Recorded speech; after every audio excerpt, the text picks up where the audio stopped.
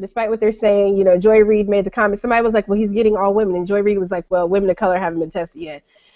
I'm really, really tired with all the pushback and the snarkiness, and it's just ridiculous. Listen, let me say, everybody out there, step their social media game up, win arguments. You don't have to insult people. I mean, we got to keep pushing and talk to people actually every day, because these folks, they don't represent the average everyday rank and file, Black American, Latino American, etc. Oh, God.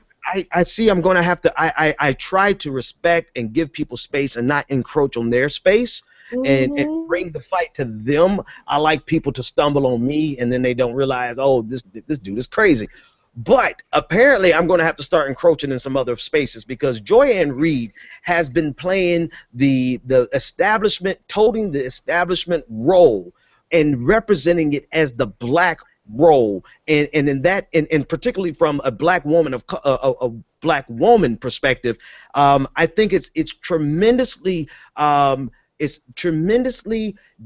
dismissive and misleading at the same time to blacks in general and women of color. Joy Reid does not represent the typical black woman experience. So let's just put that out there, number one. Number two, she does not speak the voice. Not only her, let me go down the line. Jonathan Capehart does not have the voice of the black. No, not at all. For the love of God, there's very few people. Roland Martin is starting to get closer to what a real black experience is in terms of what he represents, not in terms of how he lives, right? There's really nobody in media who has a black common experience, right? They are beneficiaries of the status quo, and in terms of what they even represent, that's also questionable. But what I'm saying is, I'm saying this: there are some black media elite and political elite who are sent out there for the express purposes of maintaining Democratic control over, and not just any Democrat, the establishment Democrat control over the black community.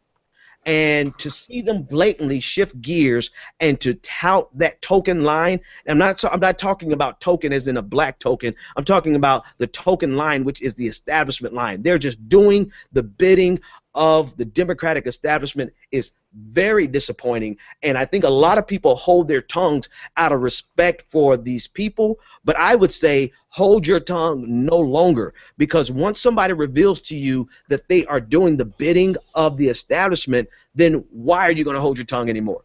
I'm talking to me as much as anybody else. Just to piggyback on, like, this is not a done deal. No matter how assured, and they're like, yeah, we got it all locked up, because Clyburn, I guess, in South Carolina is getting the pressure to endorse, because he had originally was going to stay neutral, as he did in 2008, and there was an article today about how he's under pressure to endorse. It's just like South Carolina is not a done deal, and it's not. They're scared. South Carolina has been saddled with issues with unemployment, low wages, just like the rest of the country, and there's a message that resonates. And I mean, nothing is locked up, and I'd hate to see what Bill does if it's close, if they lose. I mean, Bill Clinton loses it. But I agree about the narrative.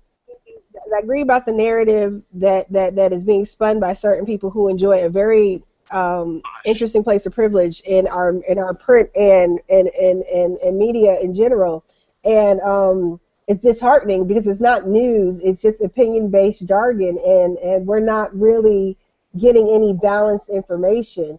I mean, when people are just like, well, Bernie doesn't speak about this or Bernie doesn't speak about that, I'm going to tell you, I don't care how many crying black moms of dead black babies Hillary Clinton can drag up on stage with her, that woman will be hard-pressed to get my vote if she gets the nomination, as of the way things are right now. And so we have a really serious issue right now. So either we sit here and talk about alternative strategies, well, what if she wins, or we focus on winning the damn nomination for Bernie Sanders and for the rest of us. And that's my focus going forward. I want to pass this over to Nis. Nis, let me just...